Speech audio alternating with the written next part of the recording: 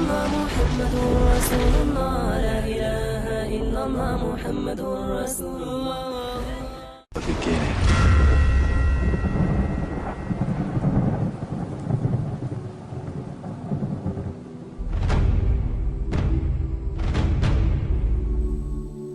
Alhamdulillah wa kafa wa salamun ala ibadihi alladhina istafa, amma ba'd.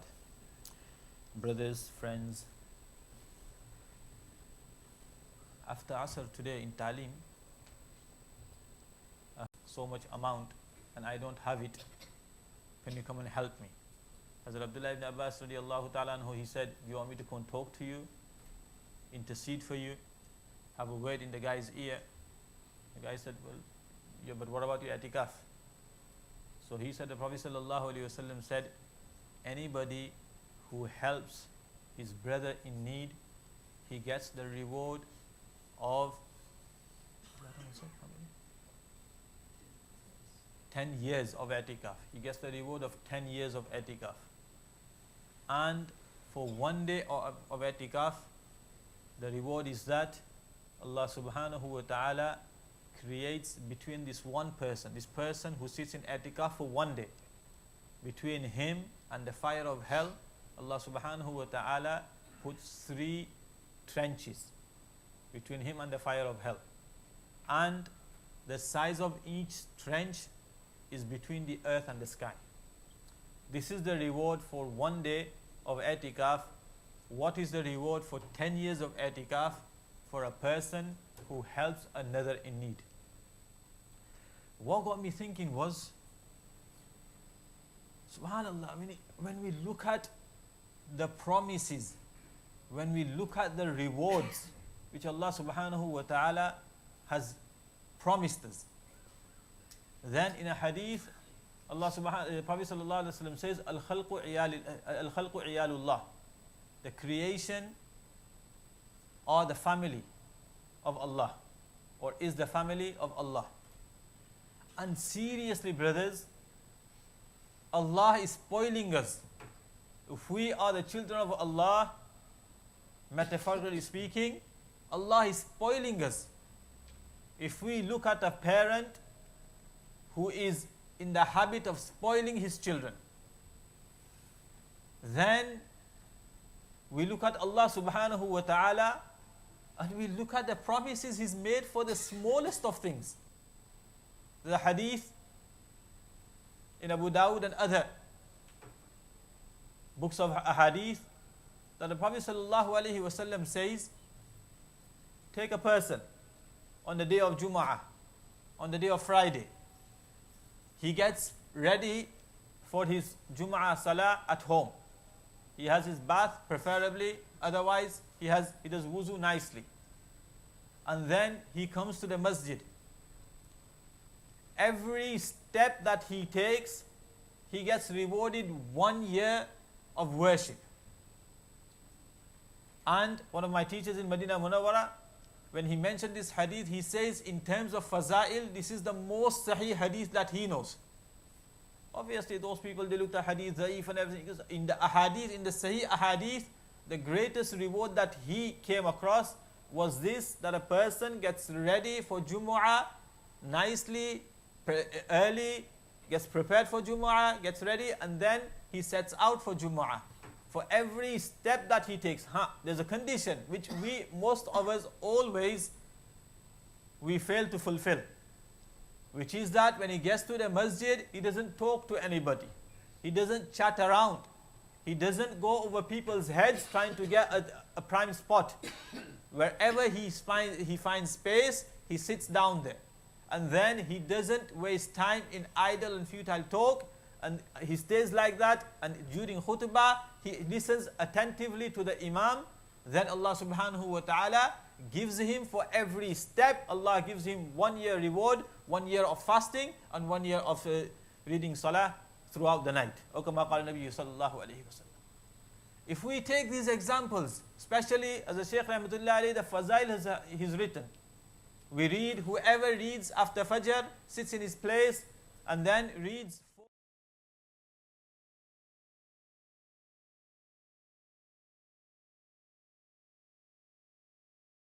Just now, As the Shaykh Rahmatullahi alayhi mentioned a hadith in the Talim, saying that anybody who keeps who does i'tikaf for 10 days of Ramadan, for 10 days, the last 10 days of Ramadan, he gets the reward of 2 hajjis and 2 umrahs. When we look at the little work we have to do on what Allah is willing to give us, seriously, I come back to what I said before, we are spoiled children of Allah subhanahu wa ta'ala. We are worse than spoiled children. It's there for us to take.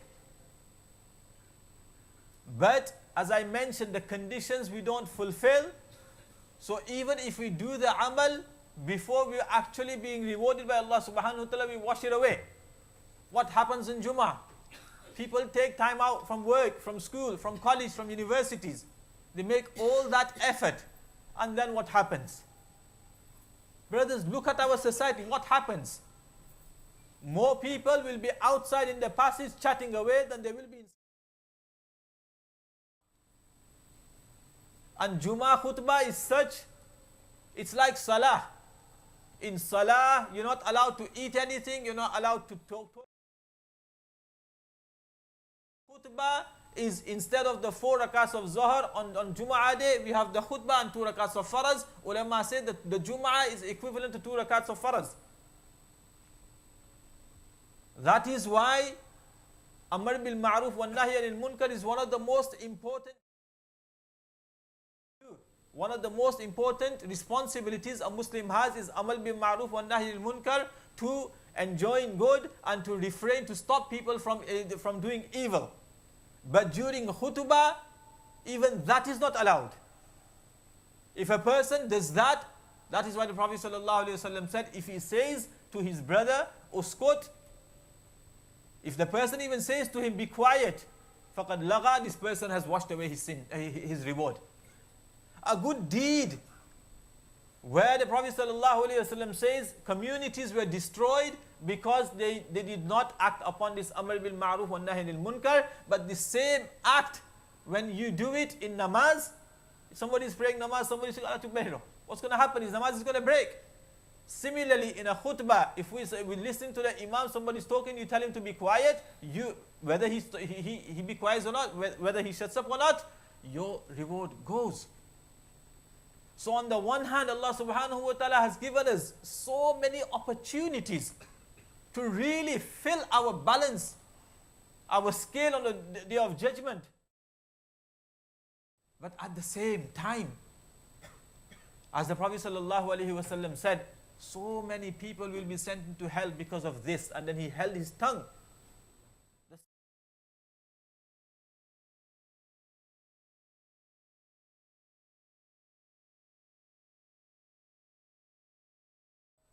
The Prophet ﷺ said, most of the people won't be punished except for what their tongues harvested. He used the word harvest. It is nothing. To Allah subhanahu wa ta'ala, every word we utter is like we're putting seeds into the ground. If we utter good, we will see the fruits of those seeds as good on the day of judgment. And if we utter bad, we will see the seeds of what we put in the ground, what we harvested, we will see it on the day of judgment. Especially our tongues. We have no idea of how important Allah subhanahu wa ta'ala and the Prophet sallallahu alaihi wasallam has taken the tongue. So this is what, on the one hand, we are spoiled children where we've been just given. A father says to his son, here, take it, take. And eat and drink and do what you want. Allah subhanahu wa ta'ala loves us 1,000,000 times more than that, and He gives us 1,000,000,000 times more than that. If a father says to his son, wash my car, I'll give you 1,000,000,000. Allah subhanahu wa ta'ala is telling us, just pick up something from the masjid and I'll give you 1,000,000,000,000. Wallahi, there's no exaggeration. Allah loves us so much, any little. That is why the hadith says, that the Prophet ﷺ says in a hadith, you walk one handspan to Allah, Allah will come to you as a yard. You walk to Allah, Allah will come towards you running, meaning we show a bit of initiative, we show a bit of shock from our side. Don't do it as a rote. Don't do it as a burden. When we come to namaz, don't think that, okay, I'll leave last minute, I'll go in there, as soon as the Imam says salam, I'm going to run out and that's it. Another thing off my head. If that is how we view our ibadat, then Allah is going to reward us accordingly. But if we view it as, subhanAllah has given us everything. He has given us health and wealth and such a loving family, and He has given us such a beautiful community. I've been traveling to Germany a lot, and when you see the communities there, then we realize how great Allah subhanahu wa ta'ala has favored us. There are millions of Muslims there, but as a community there is nothing. Allah subhanahu wa ta'ala reward our elders. Their ihsan upon us. If we were to pray every day for them, we cannot still fulfill the ihsan that they have done upon us. By coming to this country, working day and night, but at the same time worrying about us, of the future, worrying about their children and worrying about the community. Today we see such a great mahal, such a great community, which is a great blessing of Allah subhanahu wa ta'ala. And Allah subhanahu wa ta'ala made that possible by putting it into the hearts of our elders, the fikr, that wherever they go, doesn't matter if there's only 3-4 families, we'll get a room, we'll make a masjid, and 1 or 2 of them have to teach the children. I remember one person in Bolton, our Hazrat, he was in Zakaria Masjid, and he wanted a teacher for a madrasa. So Hazrat told one of the youngsters who was working, and then in the evening he was free, so he told him, Monday from Monday, come and you got to teach the kids. The guy goes, why did I even teach? Because I don't have a beard. Hazrat said, I don't dahi rakhwana kidu. I don't chokran parawana kidu. Subhanallah, they didn't, the fikr for the children and the fikr for ta'aleem of our children. Today, we can see, alhamdulillah, how that fikr and that effort. And this is what we're going back to, a fazl, a favor of Allah subhanahu wa ta'ala upon us. And how do we repay Allah subhanahu wa ta'ala by that? How do we repay Allah subhanahu wa ta'ala for His favors? Once again, going back. Look at our community at the time of Jumu'ah. And we're not talking about little children. Look at our community at the time of Taraweeh. And we're not talking about little children. This is, if we put it bluntly, subhanahu wa ta'ala. That's better you don't come. It's better that you stay at home than you come to the masjid, salah is going on, and we sit at one side, sitting at the back, yapping away, chatting away. Why come to the masjid? If you're tired, sit in your place. Nobody's asking you to read all 20. But what does it benefit us that we have groups sitting outside, yapping away? You could have done that in your cafes. You could do that at home. Allah subhanahu wa ta'ala, on the one hand, He promises the world and everything in it and million times more. And we answer Allah subhanahu wa ta'ala by saying, okay, we'll do it, but we'll take it as a burden. We'll race through it. We can't wait to run away. So one hand, Allah subhanahu wa ta'ala, He loves us so much. In a hadith, the Prophet sallallahu alayhi wa sallam says, a mother cannot love her child more than the way Allah subhanahu wa ta'ala loves us. But until we realize what Allah and what Allah's love is,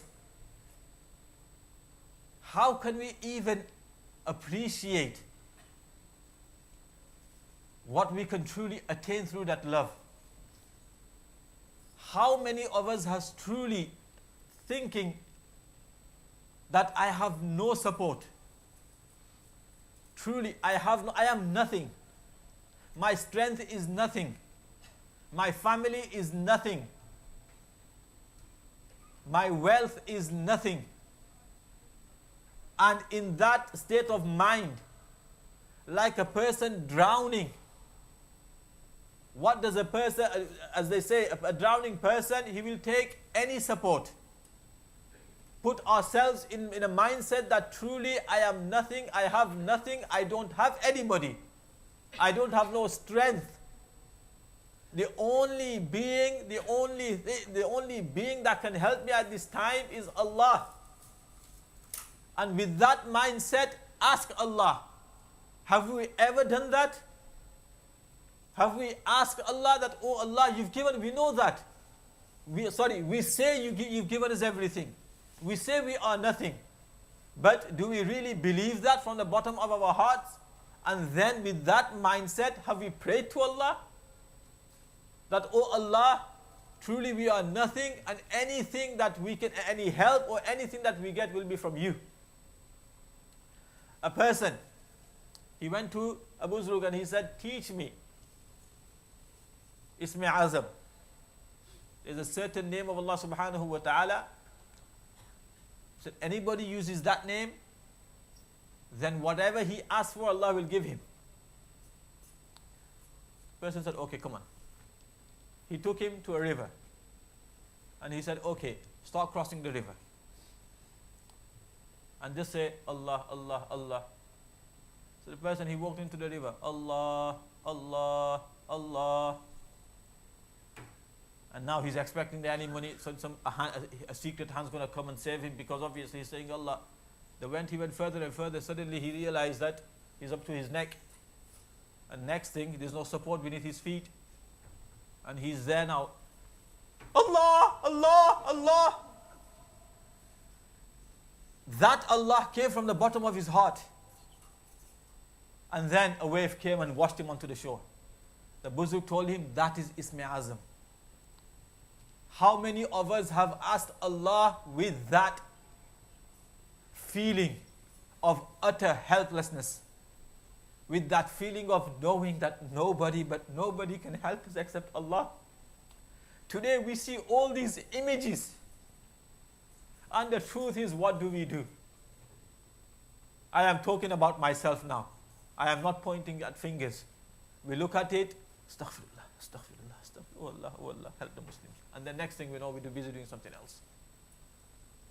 If that had been our child, is that how we pray to Allah subhanahu wa ta'ala? If that had been our father, or our brother, or our son, or our daughter, on the life support machine, being blown apart, not knowing whether they're going to live in the next hour, how would our dua be then? This is what we have to do, brothers. We come daily, alhamdulillah. Our buzuks and our teachers have done the effort of bringing us into the masjid. But when are we going to create that connection to Allah subhanahu wa ta'ala? When is our love truly going to be for Allah more than for anybody else? As Allah subhanahu wa ta'ala says, وَالَّذِينَ آمَنُوا أَشَدُّ حُبًّا لِلَّهِ, that the believers, they are the most beloved to Allah, they are the most loving to Allah subhanahu wa ta'ala. The believers, they have the most intense love and passion for Allah subhanahu wa ta'ala. To please Allah subhanahu wa ta'ala, to know Allah subhanahu wa ta'ala. What does it mean by knowing Allah subhanahu wa ta'ala? We have to know the greatness of Allah. It's just mere words doesn't mean anything. Just listening to bayan after bayan doesn't mean anything. If we do not try to understand the greatness of Allah subhanahu wa ta'ala, every salah we say Allahu Akbar, Allahu Akbar, Allahu Akbar. We even say it, Allah is the greatest. What does it mean? Allahu Akbar min kulli shay, Allah is greater than anything. But do we actually, we say it? But have we brought it into our hearts? Have we pushed it and pushed it and pushed it into our hearts? This belief that Allah is the greatest, this belief that Allah is the purest, this belief that Allah is the kindest, this belief that Allah is the most merciful. So first we have to create that, we have to strengthen our connection to Allah subhanahu wa ta'ala. If our connection is just verbal, we don't have it, we don't bring it into the depths of our hearts, then we can spend days and months and years without attaining the love of worship, without the taste, the sweet taste of worship, which Allah subhanahu wa ta'ala gave to the Anbiya, gave to the Sulaha, gave to the Shuhada. So alhamdulillah, we do all this. We come, mashallah, so happy to see masjids, people coming after a long day. But every person is duty bound to strengthen his connection to Allah subhanahu wa ta'ala. And that connection is manifested in the dua that he makes. He said in the hadith, the Prophet sallallahu alayhi wa sallam said, dua mukhul ibadah, that the essence of all worship is dua. Because ask anybody, if another person comes to you, I need your help, please can you help me? Straight away you have the connection. You will see the person being asked for help. In his heart, he'll know that if he's in a position to help, he'll feel superior. And a person who's asking for help, as they say, beggars can't be choosers, that person is going to feel inferior. When we ask Allah subhanahu wa ta'ala, the whole purpose is that an ibadat, what does ibadat mean? To demean ourselves in the eyes of Allah subhanahu wa ta'ala, to give up everything, to put our whole body, our head and our whole body with heart and mind in front of Allah subhanahu wa ta'ala. Jisko Urdu mein kehte hain jhukna, to submit to Allah subhanahu wa ta'ala. And when a person raises his hands and says, Oh Allah, but actually meaning, actually knowing that he's asking from a supreme being, then he is acting on what Allah subhanahu wa ta'ala wants from every slave, which is that a slave recognizes the superiority of Allah subhanahu wa ta'ala, and the slave admits the inferiority of his own self. When we ask for Allah subhanahu wa ta'ala, that's why the Prophet sallallahu alayhi wa sallam says, when you ask for Allah subhanahu wa ta'ala, ask with azimat. Ask with azimat. In other words, full conviction. Don't let our dua be just a few words. We don't even know what we're saying. Our mind is roaming elsewhere. Oh Allah forgive me, oh Allah forgive me, and our mind is somewhere else. Every word in dua that comes out, make sure you know what you're saying. Make sure you say it with conviction. And the most important thing, that we say it with need. Knowing that, oh Allah, I want this. Think of that drowning person. How the word Allah comes out of his mouth. Then make our situation as such. Doesn't matter.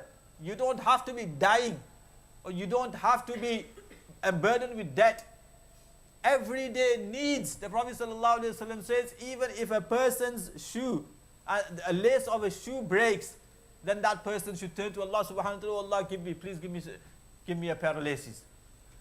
Every need should be fulfilled by Allah, is fulfilled by Allah subhanahu wa ta'ala, but we have to know that, and we have to ask that from Allah subhanahu wa ta'ala. Our every illness can be cured by Allah subhanahu wa ta'ala. Our every debt can be fulfilled by Allah subhanahu wa ta'ala. Once a person came to the Prophet sallallahu alayhi wa sallam, the Prophet sallallahu alayhi wa sallam actually saw him sitting in Masjid, really grief stricken. He could see this guy is burdened. The Prophet sallallahu alayhi wa sallam asked him, what's wrong? He said, Ya Rasulullah, I have grief upon me and I have debts upon me. So the Prophet sallallahu alayhi wa sallam said, shall I teach you a dua that if you read it, then Allah subhanahu wa ta'ala will remove all grief from your heart, and Allah ta'ala will remove all your debts. So he said, Ya Rasulullah, teach me that dua. So the Prophet sallallahu alayhi wa sallam taught him, Allahumma inni a'udhu bika min al-hammi wal-hazni wa a'udhu bika min al-jubni wal-bukhli wa a'udhu bika min ghalabati ad-dini wa qahri al-rijal. That person came after a few days later, Ya Rasulullah, because their dua wasn't like our dua. For them, one dua was enough. Allah subhanahu wa ta'ala, the doors of Allah's mercy would open. So a simple dua, through that the person had all his troubles, all his debts, and all his difficulties removed.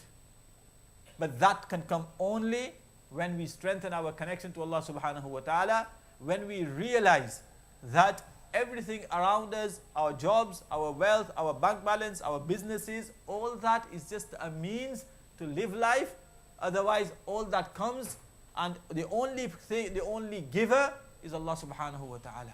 And we only have to open our hearts with full conviction from Allah subhanahu wa ta'ala for any dua. And Allah subhanahu wa ta'ala, and that is one more thing, that Allah will only give you if He deems it right for you at the moment.